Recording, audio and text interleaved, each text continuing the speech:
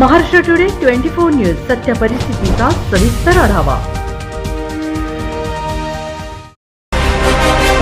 फिर्यादी के साथ आरोपी जैसा बर्ताव, मामला दर्ज होने के बाद भी आरोपी खुलेआम। रिश्वतखोर इन्वेस्टिगेशन ऑफिसर पर कार्यवाही करने की मांग। पुख्ता सबूत होने के बावजूद भी शिकायतकर्ता लगा रहे पुलिस थाने के चक्कर। पुलिस का फिर्यादी के साथ गलत बर्ताव।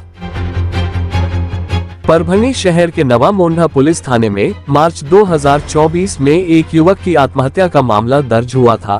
बता दें कि इन्वेस्टिगेशन ऑफिसर ने मामले को लेकर आकस्मिक मृत्यु का मामला दर्ज किया था, किंतु मृतक युवक हनुमान जवंजाल के पिता भगवान जवंजाल को अपने बेटे की आत्महत्या के पीछे किसी का हाथ होने की आशंका थी, जिसके चलते मृतक के पिता भगवान जवंजाल ने परभणी पुलिस अधीक्षक को लिखित शिकायत देकर अपने बेटे हनुमान की आत्महत्या के मामले में जांच की मांग की।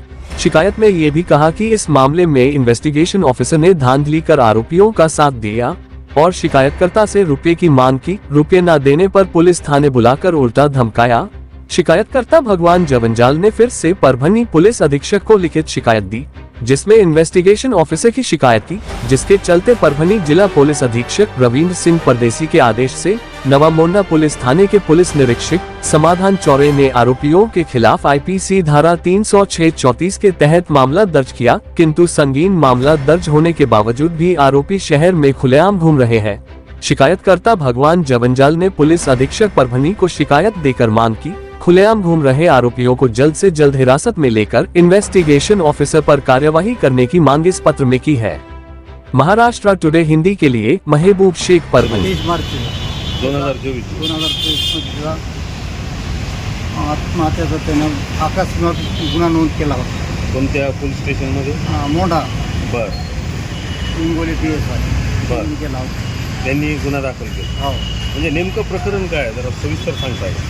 त्याचं प्रकरण आम्ही त्यांना वेळोवेळी सांगितलं की नंतर जशी माहिती मिळते त्याला सांगितलं, 24 तारीखला सांगितलं, 25 तारीखला सांगितलं वेळोवेळी की बाबा हे पैशाच्या वादातून आत्महत्या केली। बरं, हा तुमचा मुलगा होता आत्महत्या करा? हा, माझा मुलगा होता।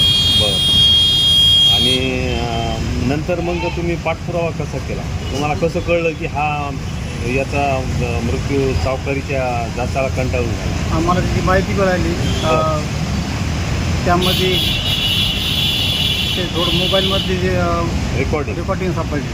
अच्छा, नंतर SP साहेबाकडे गेलो। हां, मग SP साहेब काय म्हणले?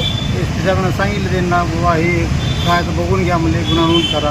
अच्छा, नंतर RD साहेबाकडे गेलो, त्या काळे साहेबाकडं।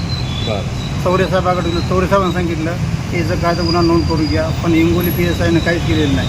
बरं, त्यांनी पैसे खाऊन आरोपीला पाठीशी घातलं। गुन्हा कोणता दाखल झाला? आत्महत्येस प्रवृत्त करणारी कलम कोणती लागली? त्यानं कलम लावली 306 आणि 34। बरं, म्हणजे तुमच्या मुलाचा जो मृत्यू झाला, आत्महत्या झाली, पण त्याने आत्महत्येची केली ते म्हणजे सावकारी जाचाला कंटाळून केली, सावकारी झाला कटवणूक केली। बरं, मग आत्ता तुमचं म्हणणं काय? गुन्हा दाखल झाला आहे आरोपीवर? आमचं म्हणणं एकच आहे, आता गुन्हेगाराला अटक व्हावं, तो खुलेआमपणे फिरत आहे। बरं, आणि आम्ही सांगायला गेलो, वेळोवेळी आम्ही सांगितलं, SP साहेबांना तिकडं फोन केले, लेखी अर्ज दिले SP साहेबांना तिकडं, आणि त्यावेळेस सांगितलं आम्ही इंगोले साहेबाला किंवा आमचं काय झालं, तर त्यांनी मला धमकी दिली। कोण धमकी दिली? इंगोले साहेबांना। इंगोले साहेब कोण आहे? PSI मोठा पोलीस स्टेशनला। बरं, काय धमकी दिली? ते म्हणले तुम्ही SPकडे चालले, तुम्ही स्टेशनला बसता म्हणून धमकी द्यायली का मला? हां हां, तुम्ही मंत्र्या तरी वाटले, माझं काय वाकड होणार आहे? बरं, आणि आज SPकडं गेल्यावर ते सांगत असतात गुन्हा नोंद करा, गुन्हा नोंद करणं हे आमचं काम आहे, कसा करायचं आम्ही करणार। बरं, आणि काय होतं म्हणजे गुन्हा नोंद केलं त्याची जमीन आम्ही अशी करून देऊ, म्हणजे अटक करून जामीन। म्हणजे ते आरोपीकडून बोलतात? हां, त्या आरोपीकडून बोलतात। बरं, आणि तुम्हाला जर गुन्हा नोंद करायचा असेल तर मला पैसे द्या, 1 लाख रुपये, तुमचा गुन्हा नोंद करून घेतो। कोण म्हणलं तुम्हाला? हिंगोली PSI तुम्हाला मागणी केली पैशाची? मग तुम्ही त्यांची रीतसर तक्रार केली? हो, तक्रार केली मी। कुठं केली? SP साहेबाकडे गेली। SP साहेब? हो। अच्छा, याबद्दल तुमचा मुलगा जो आत्महत्या झाली त्याची नंतर पोलीस तपासात आत्महत्या सुरुवात करून त्याचा मृत्यू झाला, त्याच्यावर पोलीस प्रशासनाने गुन्हा दाखल केला। तर आता गुन्हा दाखल झाल्यावर परभणी पोलीस प्रशासनात तुमचं काय मागणी आहे?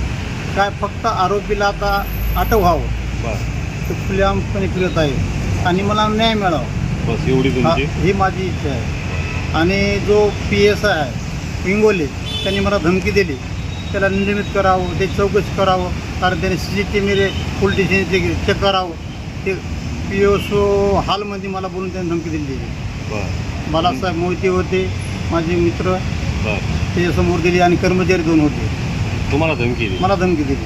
म्हणजे फिर्यादीला धमकी. हां, म्हणून मग तिच्यावर गुन्हा त्याच्याकडं त्याच्या नावानं मी अर्ज दिला आहे. बरं, पोलीस जिल्हा पोलीस अधीक्षक कार्यालयात. हो, SP साहेबकडे दिला.